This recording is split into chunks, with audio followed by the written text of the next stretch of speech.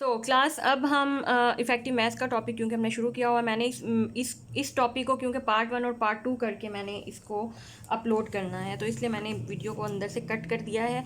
Half topic हमने इसका कर लिया है। हमने v star or effective velocity electron की फाइंड कर लिया और उसका रिलेशनशिप एनर्जी और के साथ क्या होगा वो हमने मालूम कर लिया। इसके आगे चलते हैं। लेट सपोज कि हम अब कोई एक्सटर्नल फील्ड, अब ये हमें नहीं चाहिए, ये आपने याद रखनी है कर, ठीक है। फ्री इलेक्ट्रॉन की क्या होती है मैं दोबारा नहीं बनाऊंगी। और अब हम ये सपोज करते हैं कि इलेक्ट्रॉन्स के ऊपर हमने कोई इलेक्ट्रिक फील्ड, कोई एक्सटर्नल इलेक्ट्रिक फील्ड अप्लाई किया। Let an external electric field E भी apply to electrons in a solid के अंदर इलेक्ट्रॉन मौजूद है, और उसके अलावा हमने एक external electric field E of magnitude E भी अप्लाई किया है। तो सो दैट द इलेक्ट्रॉन कितना डिस्टेंस ट्रेवल करेंगे, सपोज विद वेलोसिटी v के साथ वो जितना डिस्टेंस ट्रैवल करेंगे वो v, और जिस टाइम में करेंगे सपोज वो t है तो v dt इनका डिस्टेंस ट्रैवल आ जाएगा। अगर ये इलेक्ट्रिक फील्ड अप्लाई किया है तो ये इसकी फोर्स होगी। तो यहाँ से हम वर्क कैलकुलेट कर सकते हैं। ये वर्क या टोटल अमाउंट ऑफ एनर्जी वो डी के बराबर होगा।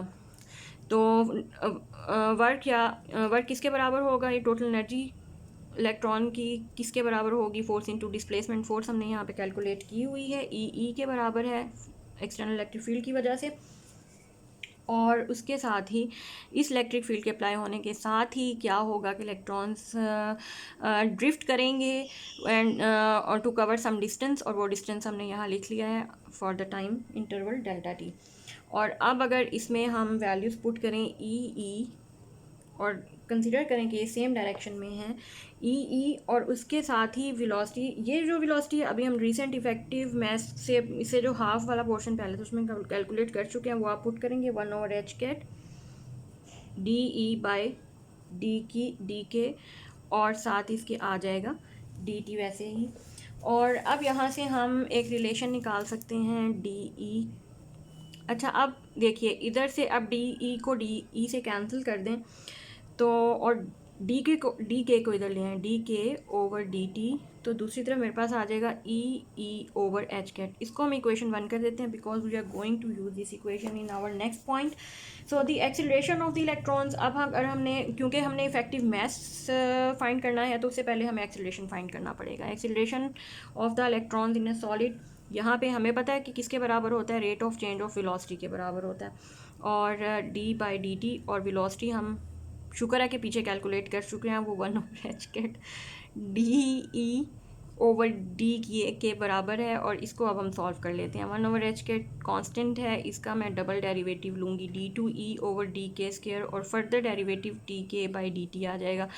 अब डी के बाई डी टी की वैल्यू मैं ऊपर मालूम कर चुकी हूँ, वो मैं यहाँ पुट करूँगी d2e ओवर डी के स्क्वायर और ई ओवर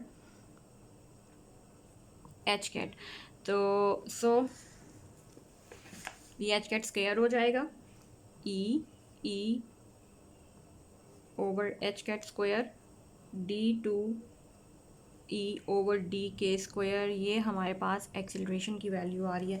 और अगर ये एक्सीलरेशन की वैल्यू आ गई है हमारे पास, इसको इक्वेशन 2 कर देते हैं। और क्लास अब आपने इसको, हम we know that acceleration by using Newton's law, acceleration किसके बराबर होता है, फोर्स ओवर मास के बराबर होता है। तो अगर अब मैं इन दोनों, इसको इक्वेशन 3 करके इन दोनों को कंपेयर करती हूँ, इन दोनों को कंपेयर करेंगे तो हमारे पास यहाँ पर मैस का फार्मूला निकाल सकते हैं। देखिए फोर्स ई के बराबर है, ठीक है। और ये बाकी कुछ जो बचता है, ये वाला बाकी कुछ, ये क्या होगा, ये मैस के बराबर। So I can write it as effective mass को, या इलेक्ट्रॉन जब भी क्रिस्टल के अंदर होते हैं उनके मैस को एम स्टार से रिप्रेजेंट करते हैं। एम स्टार हमारे पास आ जाएगा H cut square divided by d2e over D के square from this equation number 2। तो ये हमारे पास इफेक्टिव मैस का फार्मूला आ चुका है। और आप इसको इक्वेशन 4 कह दें। और इसमें देखें एच कैट स्क्वायर तो कांस्टेंट है, और अगेन जैसे कि वेलोसिटी भी हमारे पास ई और के डिस्पर्जन रिलेशन पर ही डिपेंड करती थी, मैस भी इसी डिस्पर्जन रिलेशन पर ही डिपेंड करता है। तो ये वो मैस है जब इलेक्ट्रॉन किसी भी क्रिस्टल के अंदर मौजूद होता है तो हम उस पर कोई ना कोई एक्सटर्नल फोर्स अप्लाई करें तो उसका जो मैस होता है वो हम कैलकुलेट कर सकते हैं, हम bye calculating the energy and wave vector dispersion relation. अच्छा, ये तो उस वक्त का मैस है जब इलेक्ट्रॉन मौजूद है, क्रिस्टल के अंदर मौजूद है, तो उसका mass, because electron are not free to move, जब जो भी इलेक्ट्रॉन क्रिस्टल्स के अंदर मौजूद होते हैं वो फ्री टू मूव नहीं होते, तो उसका उनका मैस हम मालूम करेंगे इस फार्मूला से। अब for example, for the moment, suppose हम कंपेयर करना चाहते हैं कि फ्री इलेक्ट्रॉन्स का मैस कैसे होगा, तो हम लेंगे, उसके लिए लेंगे एनर्जी ऑफ फ्री इलेक्ट्रॉन, वो हमें पता है, अब याद हो चुकी है, h² डिवाइडेड बाई 2m, और यहाँ से dA/dK लेंगे। इस फ्री पार्टिकल की एनर्जी से हम इफेक्टिव मैस निकालने की कोशिश करेंगे। dE/dK ये हमारे पास आ गया, इसका मैंने डेरिवेटिव लिया है h² K/m। इसके बाद क्योंकि हमें डबल डेरिवेटिव चाहिए, d2E/dK², और ये आ जाएगा h² डिवाइडेड बाई m, और यहाँ से अगर मैं m की वैल्यू निकालूँ तो ये आ जाएगी h² डिवाइडेड बाई d2E/dK², और इसको इक्वेशन 5 कर देते हैं, और इसको अगर कंपेयर करें इक्वेशन नंबर 4 से, तो ये क्या, ये तो सेम है, इक्वेशन 4 और 5 में कोई फ़र्क नहीं है, बट इसका मतलब है कि फॉर या in case of free particles दोनों मैसेज जो हैं वो बराबर हैं, मैस में कोई फ़र्क नहीं है। जो पार्टिकल फ्री पार्टिकल का जब हम मैस कैलकुलेट करते हैं वही इफ़ेक्टिव मैस है। तो इसका ये मतलब है कि फ्री पार्टिकल का मैस जो है वो वही उसका इफ़ेक्टिव मैस भी है, तो उसका कोई अलग से इफ़ेक्टिव मैस नहीं है। और ये बहुत इंपॉर्टेंट रिजल्ट है कि for the in case of free particle m=m*, ठीक है, ये, और ये याद रखना है फॉर फ्री पार्टिकल, क्योंकि जब भी पार्टिकल बाउंड होता है तो उसकी प्रॉपर्टीज चेंज हो जाती हैं। But for electron moving in A periodic potential E does not very with K in the manner given by, क्योंकि हमें पता है कि जब भी पीरियोडिक पोटेंशियल में इलेक्ट्रॉन्स मूव करेंगे तब तो ये वाला रिलेशनशिप होल्ड नहीं करेगा, ये सिर्फ फ्री पार्टिकल के वक्त होल्ड करेगा, तो तब फिर ये भी नहीं होगा, m₀=m* होगा। तो ये जो बेसिक पॉइंट्स हैं ये आपने ज़हन में रखने हैं। तो अब अगर हम 8.6 फिगर की बात करें जो मैंने इरेज कर दी है, तो अगर उसी फिगर की बात करें, मैंने इरेज कर दी है, दोबारा बना लेती हूँ, लेकिन from figure 8.6 we see that m* is very nearly equal to m near the bottom of the band. क्योंकि बॉटम ऑफ द बैंड पे एनर्जी वैल्यूज़ बहुत लेस होती हैं ना, तो क्वांटम मैकेनिकल इफेक्ट इतने प्रोमिनेंट नहीं होते, ये बात होती है असल में। तो हम दोबारा, चलो अब ये तो हो गया, हमने क्योंकि अब कुछ ग्राफिकल पॉइंट डिस्कस करने हैं, मैंने जो यहाँ पे बनाई हुई थी curve, in case of when particle electric potential में मौजूद है, पीरियोडिक पोटेंशियल में मौजूद है, बाउंड्रीज उसकी हैं -K/A टू +K/A, ये K एक्सिस हैं और ये E एक्सिस हैं। डिस्पर्जन रिलेशन मैं इसका ड्रॉ करूँ, पार्टिकल फ्री नहीं है बल्कि वो पीरियोडिक पोटेंशियल मौजूद है और उसमें कुछ इस तरह की शेप आ चुकी है। तो अब इसमें वो यही बताना चाह रहा है कि इस एनर्जी वेव ई के कर्व में hardly differs from that for a free electron in this region. देखिए कि वही मैंने अगेन बताया कि लो वैल्यूज़ ऑफ एनर्जी अगर हम इतना कंसिडर करें तो ये वही पैराबोलिक फॉर्म बनती है जो कि फ्री एनर्जी पार्टिकल की होती है, और इस लो एनर्जी फॉर्म में आपको कोई ऐसा ड्रास्टिक रिजल्ट नज़र नहीं आता जिस पे आप कोई भी कंक्लूजन निकाल सकें। So as we move up in the band, अगर हम अप की तरफ जाते हैं, अप जाते हैं हाई एनर्जी की तरफ या साइड्स पर जाते हैं जिसमें एनर्जी ई के में एक शार्प चेंज हमें नज़र आ रहा है, तो eight the point of inflection, इस चेंज के पॉइंट पर या पॉइंट ऑफ इन्फ्लेक्शन पे फर्स्ट ऑफ ऑल d2E/dK² तो ज़ीरो हो जाएगा, लाइक जैसे पहले इस पॉइंट ऑफ इन्फ्लेक्शन पे चेंज dE/dK, एक बार तो ये चेंज ज़ीरो हो गया, और उसके बाद अब यहाँ पे d2E/dK² भी ज़ीरो हो गया, और अगर ये ज़ीरो हो जाता है तो अगर हम मैस m* का फार्मूला देखें तो ये h² डिवाइडेड बाई d2E/dK² के बराबर है। अगर ये d2E अगर ये ज़ीरो होता है तो इसका मतलब m* इन्फिनिटी हो जाता है। तो अब अगर ये इन्फिनिटी नहीं हो रहा तो इसका ये मतलब है कि ये नेगेटिव हो रहा है, और ये भी एक स्ट्रेंज पॉइंट है। तो ये कैसे हो सकता है कि इलेक्ट्रॉन्स का मैस नेगेटिव हो जाए, ये तो पॉसिबल नहीं है। तो इससे बेहतर है, इस ऑकवर्ड सिचुएशन से बचने के लिए हम एक new artifact term, mathematical artifact term introduce करवाते हैं। इसकी बजाय अगर हम ये कहें कहीं पे नेगेटिव इलेक्ट्रॉन का नेगेटिव मैस है, इसकी बजाय हम ये कहें कि वहाँ पे एक आर्टिफैक्ट, कोई एक ऐसी एंटी पार्टिकल इलेक्ट्रॉन का मौजूद है, लाइक जिसका मैस इलेक्ट्रॉन के बराबर है बट साइन में ऑपोजिट है, जिसको हम होल कहते हैं, तो ये कुछ बेटर लगता है।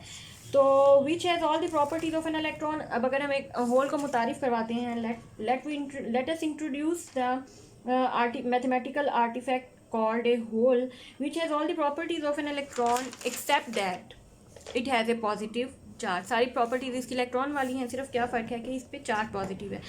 तो a hole denotes the absence of an electron instead of saying that. तो अब ये बेटर हो जाएगा कि instead of saying that the top of the band is figure 8.6 is occupied by electrons having negative mass. अब ये कि इस तरफ हाई एनर्जी टर्म है, इलेक्ट्रॉन ऑफ नेगेटिव मास मौजूद हैं, बजाय इसके हम ये कहेंगे कि upper part of this band is occupied by the holes. This seems much better. और इसी तरह का एक रिज़ल्ट हम निकाल सकते हैं। अब अगर इन टर्म्स ऑफ वेलोसिटी हम बात करें, अच्छा अगर इन टर्म्स ऑफ वेलोसिटी बात करें तो ये तो एनर्जी का और के का डिस्पर्शन रिलेशन है।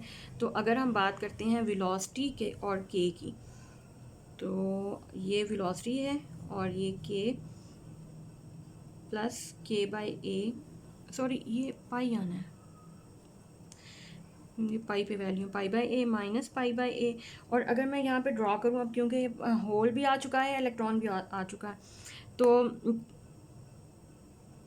कुछ एनर्जी या कुछ इलेक्ट्रॉन्स आपको कॉमुलेटेड नज़र आएंगे पॉजिटिव बैंड्स की तरफ, और कुछ अब जो होल जो इंट्रोड्यूस करवाए हैं वो यहाँ से आपको मिलेंगे